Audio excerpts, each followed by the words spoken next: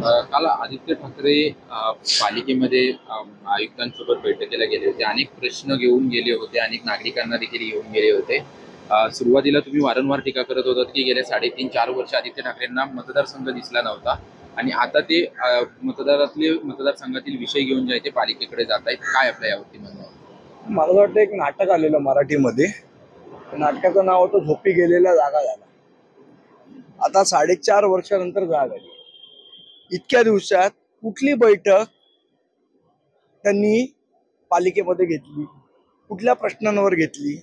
बरं, आताही बैठका घेतात कशावर? सकाळी म्हाडामध्ये पण त्यांनी बैठक घेतली. कशावर घेतली? तर त्या ज्या चाळी आहेत लोअर परळच्या त्याची डेव्हलपमेंट व्हावी. बिल्डर कोण? यांचाच मित्र. म्हणजे त्याच्यात पण स्वार्थ की बाबा माझा बिल्डर इथे आला पाहिजे. मग जर त्याचा बरं त्या चाळींचा जर विकास करायचा होता तुम्हाला, काल त्यांनी मालकांना 79A ची नोटीस द्यावी म्हणून मागणी केली म्हाडाच्या विपिनकडे. मग इतके दिवस तुम्ही का नाही केली मागणी? आता 4.5 वर्षानंतर तुम्हाला का जाग आली? कारण तुमची झोप उडालेली आहे, त्यामुळे ती जाग आहे. बरं, म्हणायचं काय, माझ्यासमोर मला वाटलं माझ्यासमोर जो बायडन उभा राहणार. तुम्ही काय डोनाल्ड ट्रम्प आहात की तुमच्या समोर जो बायडन उभा राहिला? काही बोलायचं, कारण प्रश्नांची उत्तरं नाही. गेल्या 4.5 वर्षात विधानसभेमध्ये वरळीच्या कुठल्या प्रश्नांवर आदित्य ठाकरेंनी प्रश्न विचारला मला सांगा. रेकॉर्ड काढून बघा, ते तो ऑन रेकॉर्ड असेल ना. वरळीच्या कुठल्या प्रश्नांवर तुम्ही प्रश्न विचारले? वरळीतल्या कुठल्या प्रश्नांवर चर्चा विधानसभेत घडवून आणली? पोलिसांच्या मुद्द्यावर आणलीत का? त्यांच्या घरांच्या मुद्द्यांवर आणलीत का? नाही. त्यांच्यात जी भाडेवाढ होते त्या मुद्द्यांवर आणलीत का? नाही. आता परवा आम्ही लोअर परळ ब्रिजवर आंदोलन केल्यावर काल तुम्हाला तो विषय आयुक्तांकडे घ्यावा लागला. इतके दिवस का झोपला होतात तुम्ही? त्यामुळे एका ठिकाणी म्हणायचं आम्ही मनसेला महत्व देत नाही आणि जे विषय मनसे घेते त्याच विषयावर आमच्या पाठीपाठी फिरायचं, ही त्यांची मोडच ऑपरेंटी आहे. 5 वर्षात पक्ष झोपला होता, तो आता निवडणुकीला येऊन तुम्ही 4.5 वर्ष झोपला होता. आज तुम्हाला जाग आली जेव्हा आम्ही हे सगळं करतोय लोकांच्या प्रश्नांमध्ये. बरं, काल विचारलं कोविडच्या वेळेला कुठे होते? तुम्ही कुठे होतात कोविडच्या वेळेला? हॉस्पिटलची बिलं कोणी कमी केली? लोकांची मनसेने केली. लोकांना जागा मिळत नव्हत्या हॉस्पिटलमध्ये, जागा कोणी मिळवून दिल्या? मनसेने दिल्या. तेव्हा तुम्ही कोविडच्या काळात बॉडी बॅगचा घोटाळा करून त्याचे पैसे खात होतात ना, त्यावेळेला मनसे लोकांना मदत करत होती. त्यांना आठवत नसेल तर राजसाहेबांच्या घरी अनेक कोविडच्या वेळेला लोक त्यांना येऊन भेटत होते आणि त्यांच्या समस्या सांगत होते जेव्हा वर्षाचे दरवाजे बंद होते. त्यामुळे या असल्या फालतू गोष्टी त्यांनी बोलू नयेत.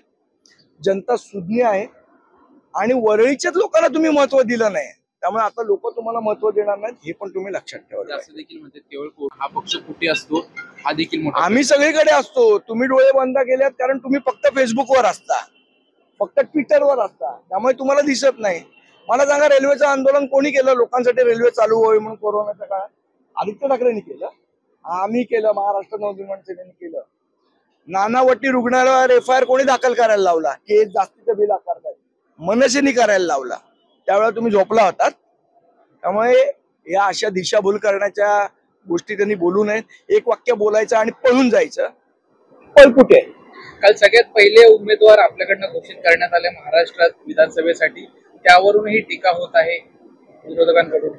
काय आज संजय राऊत मला कळली ना, उमेदवार घोषित केल्यावर कसली टीका? आज संजय राऊत असं म्हणतात की लोकसभेला जे आहे ते त्यांनी बिनशर्त पाठिंबा मोदींना दिला होता आणि आता विधानसभा आल्यानंतर राज ठाकरे कोणाला पाठिंबा देतील हे आपण सांगू शकत नाही. मला वाटतं आम्ही आमची भूमिका स्पष्ट केलेली आहे.